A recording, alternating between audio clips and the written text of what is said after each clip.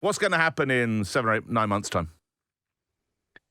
I mean, if right now is any indication, I think you're going to see a second Trump term by a lot. If you look, so as you well aware, right? This election is going to come into 8 states.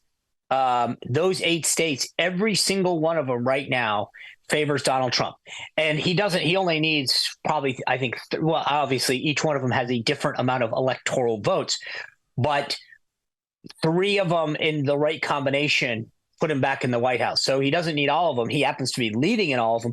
But just real quickly off this, last night we had this primary in Michigan. Michigan has 15 electoral votes. In 2016, Donald Trump won Michigan by 10,703 votes. That is 0.22 of a percentage.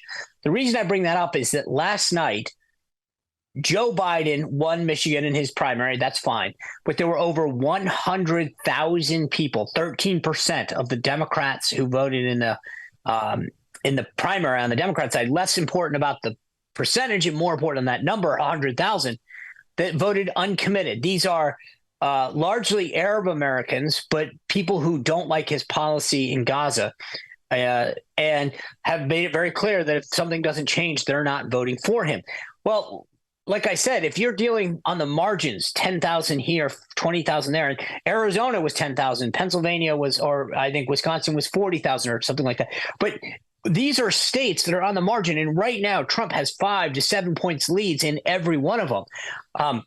The biggest issue, too, on the Democratic side is that people, not just Democrats or Republicans or independents, every voter, 86% of Americans don't think that Joe Biden has the mental acuity to serve as president.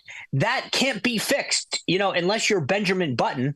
You get older, not younger, right? So I think that that's the problem, is that they have a problem that can't be fixed on their side. Break this down for us. We've got the calculator out this side of the Atlantic. We have it that former President Trump is looking at around $500 million worth of fines, wrongly or rightly.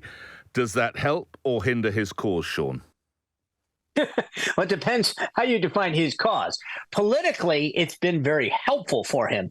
I think most Americans and even independents and some Democrats believe what we've seen is what has been commonly now referred to as lawfare, meaning the politicalization of the legal and judicial system here in the United States. I think so politically it helps him. And I'll just, let me quickly kind of go to the personally.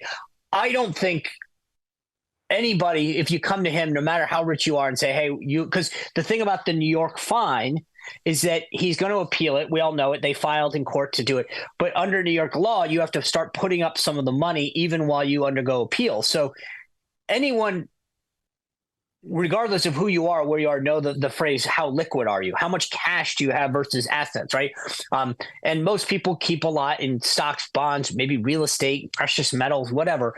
And so to have to liquefy that, to pay a fine, maybe while you wait, is just difficult for anybody. So when you ask the question on the personal side, the financial personal side, I think it might be an issue. Politically speaking, we have a phrase that I don't know how well it translates across the pond here, but it's called jumping the shark. And we used it. It came about in Hollywood where somebody just went too far. Henry Winkler. He jumped the shark in the TV. There you, wow, that's very good. I'm ahead of you.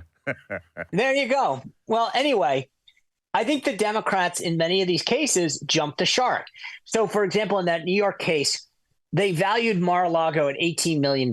Now, anybody that goes on Zillow website and tries to get a real estate price will see that you couldn't get a postage stamp for $18 million in Palm Beach. And this is probably one of the most beautiful estates that stems from the Intercoastal Waterway all the way across the A1A road via a tunnel to a beach resort on the other side on the Atlantic Ocean. Again, it just is common sense that that's stupid. And then they convicted him of a crime that has no victim, that the people who were supposed to get paid, the banks, are very happy about. They testified that they were happy with the outcome. I mean, my point in all this is even the average person who doesn't like Donald Trump says, I may not like the guy, but man, you guys have gone after him and weaponized the judicial system. And the point that I keep making to people is you may not like him, because I get these comments all the time from my podcast. And people will say, I can't believe you're still sucking up to him. And I say, just time out. You realize if it happens to him, it can happen to you.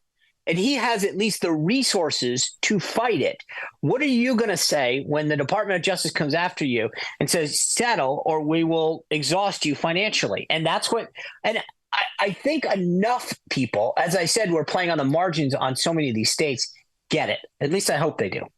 So here's the thing. Let's move to Ukraine, Sean. Former President Trump is a man you know very well. He says he thinks he can do a deal within 24 hours to halt the Ukraine war or Ukraine invasion. Should the world believe him? Sure. Think about this for just 1 second. During the Trump administration, it was the first time in Obama, Bush, was it 4, 3? Yeah, but Bush, yeah, that Putin didn't either annex or go to war with another country ever. For 4 years, he did nothing. Why? Because he was worried. He didn't know what Trump was going to do. He was worried about how he'd react. When he went after Ukraine, Putin, one of the reasons he gave was that Biden's failed withdrawal out of Afghanistan. So I think Trump, you may not totally like the deal, but I think there's a concern if you're Putin about what Trump might do.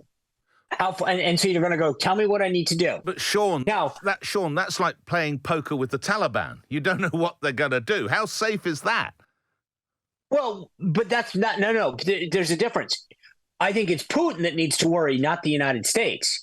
Putin's going to go, what's Trump going to do to me if I don't agree to a deal? Now, maybe it's not 24 hours, maybe it's not 48. But the reality is that you realize that Putin does not respect Joe Biden. He has taken U.S. citizens hostage, which is unthinkable. At the end of the day, I don't know that you can pull it off in 24 hours, but there's a reality, that a record that speaks to what Trump was able to do that can't be ignored. Look, we all know this side of the water, the importance of the United States in NATO. But when the former president says he would actively encourage Russia to invade countries who don't meet their financial regulation or financial demand for commitment to NATO, that's irresponsible, Sean. There's no other word, Sean, is there? I don't think that. Let me put it to you this way. On a lot of fronts, President Trump uses verbiage that probably I would not use. Okay, I will agree with you on that. What I will tell you is that I was in the room with Jen Stoltenberg when we went over to NATO, and he said, I got to be honest with you, your pressure on these countries has forced them to pay up to their own national defenses in a way that they never have.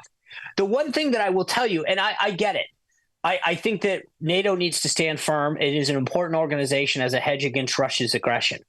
That being said, the deal with NATO is two-pronged. Yes, Article 5 says that an attack on one is an attack on all. We all agree on that. But that's the only thing that anyone ever wants to talk about. What about the other part of the equation that says we all agree that we will use 2% of our GDP towards national defense? With all due respect, Europe has been getting a free ride for decades, and president after president after president has let it slide. Look at the numbers yesterday. The United States has put up, I think it was 47.7 billion euros to Ukraine. The rest of Europe combined has just been over 50. At some point, Europe cannot use NATO as a way to say, hey, the United States should pay for everything.